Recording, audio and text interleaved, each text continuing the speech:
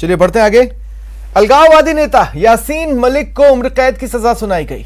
यासीन मलिक की पूरी जिंदगी अब जेल की सलाखों के पीछे कटने वाली है। हालांकि एनआईए ने देश के खिलाफ जंग छेड़ने के लिए यासीन को सजाए मौत देने की मांग की थी। अलगाववादी नेता यासीन मलिक को उम्र कैद, 2 लाइफ सेंटेंसेस एंड 10 इयर्स की 5 सजाएं कंकरेंटली चलेंगी। लाइफ चलेगी, इसका मतलब सारी सजाएं एक साथ चलेगी और 10 लाख की पेनल्टी है। टेरर फंडिंग एक्टिविटी और देश के खिलाफ जंग। यासीन मलिक को उनके गुनाहों की सजा, उनके पापों की सजा, उनके अपराधों की सजा और जो जघन्य अपराध उन्होंने किए उसकी सजा अदालत ने सुनाई है। यासीन की सजा पर बौखलाया पाकिस्तान। पाकिस्तानियों को इसलिए तकलीफ हो रही है कि पाकिस्तान जम्मू कश्मीर के अंदर आतंकवाद का जन्मदाता है। यासीन के गुनाहों का हिसाब पूरा। I can claim that there should be the same rule for all. खून का बदला खून।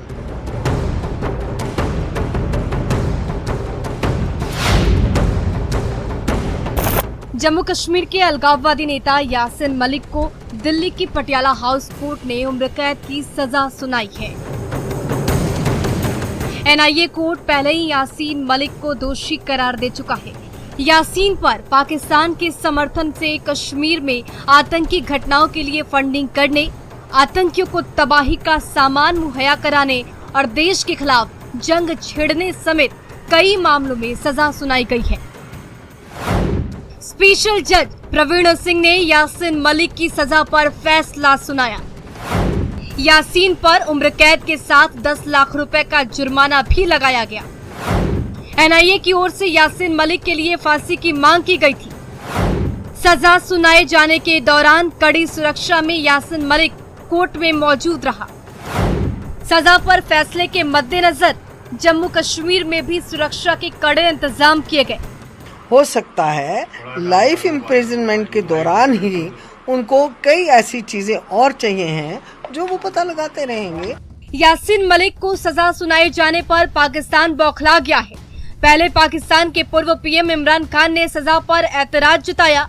वहीं पाकिस्तान के भारत में पूर्व राजनयिक अब्दुल बासित और क्रिकेटर शाहिद अफरीदी समेत कई पाकिस्तानी नेताओं ने यासीन के समर्थन में ट्वीट किए। यासीन मलिक पाकिस्तान प्रायोजित जम्मू कश्मीर लिबरेशन फ्रंट यानी कि JKLF का चीफ रहा है। इसके इशारे पर 1987 से लेकर 1994 तक जम्मू कश्मीर में आतंकवाद को बढ़ावा दिया गया। साथ ही कश्मीरी पंडितों का नरसंहार करके उन्हें घाटी छोड़ने के लिए मजबूर भी किया गया। पूर्व मुख्यमंत्री मुफ्ती मोहम्मद सईद की बेटी के अपहरण और साल 1990 के वायुसेना के 4 जवानों की हत्या में भी यासीन मलिक शामिल रहा। जम्मू कश्मीर में आतंकियों को सक्रिय रखने, पत्थरबाजी कराने और बंद की घटनाओं के लिए भी यासीन मलिक जिम्मेदार रहा है। Bureau report, news city network.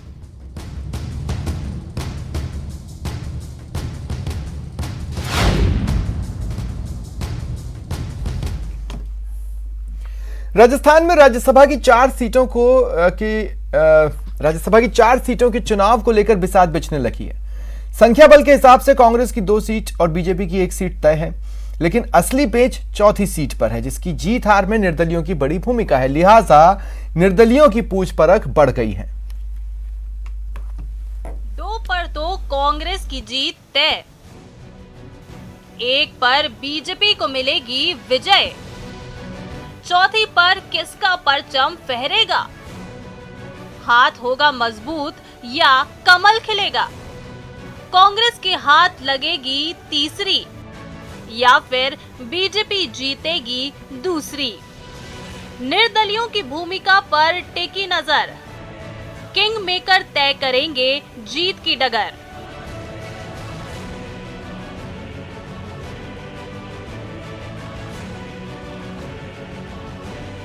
Rajya Sabha के रण का शंखनाद हो चुका है। देश की 57 सीटों पर होने वाले चुनाव के लिए 24 मई से नामांकन की प्रक्रिया भी शुरू हो गई है। राज्यसभा की जिन 57 सीटों पर चुनाव होने हैं, उनमें राजस्थान की 4 सीटें भी शामिल हैं। जाहिर है प्रदेश में भी सियासी घमासान जोर पकड़ चुका है। इस सियासी घमासान में जिनकी सबसे बड़ी भूमिका होने वाली है वो है निर्दलीय विधायकों की। इस बात को निर्दलीय विधायक भी अच्छी तरह समझ रहे हैं और अपने पत्ते खोलने से बच रहे हैं। मारवाड़ के निर्दलीय विधायक खुशवीर जोजावर सीएम अशोक गहलोत के करीबी हैं, लेकिन कह रहे हैं कि उम्मीदवार के ऐलान के बाद ही वो अपने वोट का फैसला करेंगे। गहलोत साहब के साथ में हूँ, कांग्रेस के साथ में नहीं हूँ। फिर गहलोत साहब जहाँ कहेंगे वहाँ वोट देंगे आप? हम अभी कल मुलाकात की है, निर्णय लेंगे। हमारा वोट है, हमें अधिकार है, स्वतंत्र अधिकार है, और ये चीज़ कहने की थोड़ी होती है। खुशवीर की तरह ही बहरोड के निर्दलीय विधायक बलजीत यादव फिलहाल वेट एंड वॉच की स्थिति में है। गहलोत सरकार के संकट में बलजीत बाड़ेबंदी का हिस्सा भी रहे, लेकिन अब कह रहे हैं कि सोच विचार कर फैसला करेंगे। कि बिल्कुल अंतरात्मा की आवाज के ऊपर ही प्रत्येक व्यक्ति को निर्णय करना चाहिए। अभी कैंडिडेट आएंगे, उसके बाद देखेंगे, देख के विचार करेंगे किसको वोट देना राजस्थान के हित में, उसी को चुनेंगे। पिछले कई मौकों पर निर्दलीय गहलोत के संकट मोचक बनकर उभरे हैं। कईयों को अहम ओहदे देकर और उनके इलाके में विकास कार्यों के जरिए गहलोत ने इनका एहसान चुकाने में कोई कमी नहीं छोड़ी। ऐसे में कांग्रेस को इस बार भी निर्दलियों का साथ मिलने का पूरा भरोसा है। तो चलिए एक नजर डालते हैं उन 13 निर्दलीय विधायकों पर जो किंग मेकर की भूमिका निभा सकते हैं। 13 निर्दलियों पर रहेगी नजर। आलोक बेनीवाल मूलतः कांग्रेस से आते हैं। मां कमला बेनीवाल कांग्रेस सरकार में उप मुख्यमंत्री रह चुकी हैं। खुशवीर सिंह पहले कांग्रेस से विधायक रहे। बाबूलाल नागर पहले कांग्रेस से विधायक रहे। गहलोत के पूर्ववर्ती सरकार में मंत्री रहे। महादेव सिंह खंडेला वर्तमान में किसान आयोग के अध्यक्ष हैं। कांग्रेस से विधायक और केंद्रीय मंत्री रह चुके हैं। रमीला खड़िया वर्तमान में एसटी आयोग के प्रदेश उपाध्यक्ष हैं।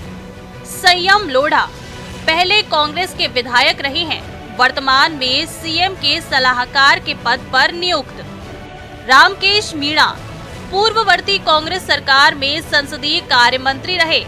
राजकुमार गौड़ कांग्रेस से बागी होकर निर्दलीय विधायक बने। कांति प्रसाद कांग्रेस के समर्थक माने जाते हैं। ओम प्रकाश हुड़ला बीजेपी से बगावत कर विधायक बने, अब सरकार के साथ। बलजीत यादव सत्ता के इर्द गिर्द ही नजर आते हैं। सुरेश टाक बीजेपी से बगावत कर बने निर्दलीय विधायक, फिलहाल सरकार के साथ। लक्ष्मण मीणा बस्सी से विधायक, सीएम के बेहद करीबी।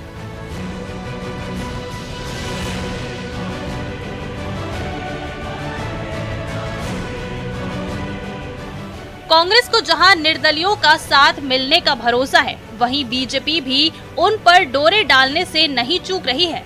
नेता प्रतिपक्ष का दावा है कि बीजेपी दूसरी सीट पर जीत के लिए 11 वोटों का जुगाड़ कर सकती है। देखो, मैं सोचता हूँ कि पार्टी के लोगों को तो अपने पार्टी के व्यक्ति की पालना करनी पड़ती है, तो उसमें तो ज़्यादा इधर से उधर जाने की गुंजाइश बहुत कम रहती है। लेकिन जो लोग निर्दलीय हैं या बाकी लोग हैं, वो स्वतंत्र हैं, जिधर जाना चाहें उधर जाएं। और मैं सोचता हूँ राज्यसभा के चुनाव में पिछली बार हमारे पास सरप्लस वोट 22 ही थे, फिर भी हमने सेकंड कैंडिडेट खड़ा किया, मैदान में लड़े। अब की बार हमारे पास 30 वोट सरप्लस हैं और कुछ हमारे सहयोगी और भी हैं। ऐसे मिलाकर के मैं सोचता हूँ कि 11 वोट की जो आवश्यकता है वो हम पूरा करने का प्रयास कर रहे हैं और हो जाएगा। कुल मिलाकर चौथी सीट पर उसका ही परचम लहराएगा जो निर्दलियों को अपने पाले में ला पाएगा। मतलब निर्दलीय किंग मेकर की भूमिका में है और कांग्रेस को मिली तीसरी या बीजेपी जीतेगी दूसरी, ये निर्दलीय ही तय करेंगे। न्यूज़ 18 राजस्थान के लिए जयपुर से बाबूलाल धायल की रिपोर्ट।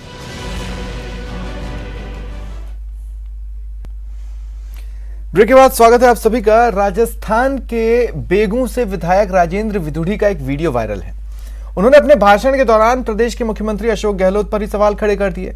अब बीजेपी इसे लेकर गहलोत सरकार को घेर रही है। राज्यवर्धन सिंह राठौड़ ने तंज कसते हुए कहा, विपक्ष को तो छोड़ दीजिए, कांग्रेसी विधायक ही सरकार के खिलाफ खुलकर बोल रहे हैं। कांग्रेस की जो निकम्मी सरकार है, भ्रष्ट सरकार है, और जो सिर्फ अपनी चिंता के अलावा किसी की चिंता नहीं करती, ऐसी सरकार के बारे में विपक्ष को भी बोलने की ज़रूरत नहीं है, जनता को भी बोलने की ज़रूरत नहीं है। अब इनके खुद के कांग्रेस पार्टी वाले ही विधायक इनके खिलाफ बोल रहे हैं। कुछ दिनों पहले दिव्या मदेरणा जी ने बोला था, विधानसभा के अंदर खुल के बोला था। आज राजेंद्र जी बोल रहे हैं। इनके कुछ विधायक अजीब अजीब बातें करते हैं, जैसे मर्दों का प्रदेश है जिसके अंदर अट्ठास करते हैं महिला उत्पीड़न के ऊपर।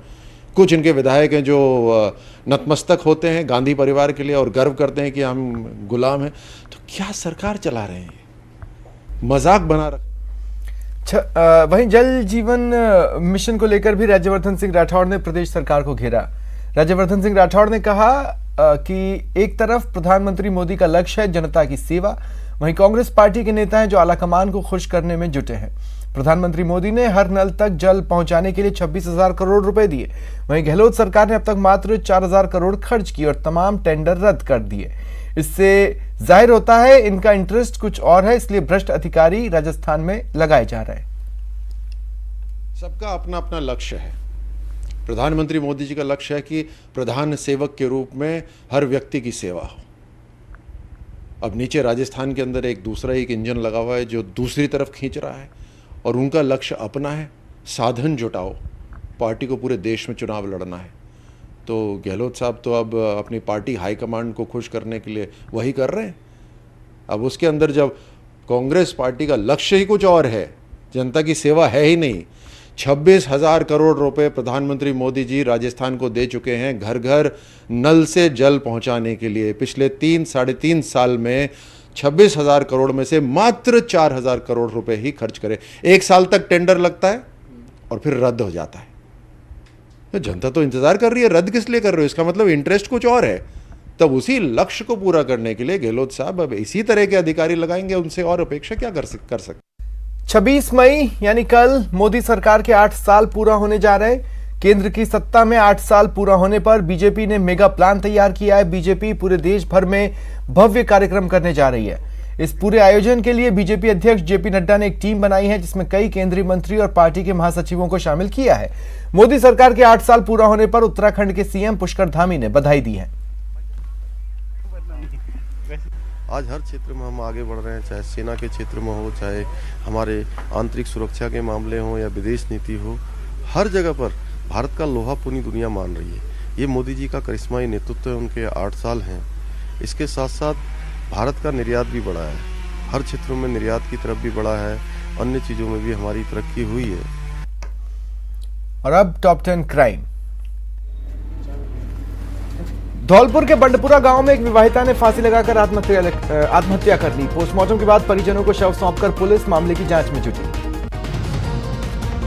जोधपुर के खेड़ापा में लोगों ने एक ठग को अगवा कर उसकी बेरहमी से पिटाई की, पेड़ से बांधकर बाल काटे। घटना का वीडियो वायरल है। जयपुर में बदमाशों ने जमकर उत्पात मचाया, करीब 20 गाड़ियों के शीशे तोड़े और फरार हो गए। पुलिस ने 2 युवकों को गिरफ्तार किया, एक नाबालिग को डिटेन किया। जालोर में मामूली कहासुनी को लेकर लोगों पर बदमाशों ने फायरिंग की, गाड़ियों में तोड़फोड़ की। एक युवक के हाथ में गंभीर चोट लगी। अलवर के NEB ट्रांसपोर्ट नगर इलाके में स्थानीय लोगों ने एक बाइक चोर को रंगे हाथों पकड़ा और पुलिस को सौंपा, मांग की कि गश्त व्यवस्था में सुधार करें। अलवर की बानसूर पुलिस ने लूट की झूठी कहानी गढ़ने वाली महिला के खिलाफ कार्रवाई की, प्रेमी के साथ महिला को गिरफ्तार किया। कोटा में बुजुर्ग महिला के साथ लूट मामले में पुलिस ने एक इनामी बदमाश को गिरफ्तार किया, आरोपी 3 साल से फरार था। दौसा में हनी ट्रैप मामले में पुलिस ने एक शातिर महिला को गिरफ्तार किया, आरोपी महिला के कब्जे से 50,000 रुपए, एक स्कूटी और मोबाइल जब्त किया। धौलपुर पुलिस ने अवैध हथियारों के खिलाफ 2 अलग अलग स्थानों पर कार्रवाई की, 2 देसी कट्टा, 315 बोर और 4 जिंदा कारतूस समेत 2 युवकों को गिरफ्तार किया। बांसवाड़ा पुलिस ने नशे के खिलाफ बड़ी कार्रवाई की, नाकेबंदी के दौरान एक तस्कर को गिरफ्तार किया, 1 किलो 400 ग्राम अफीम पकड़ी। फिलहाल इतना ही, नमस्कार।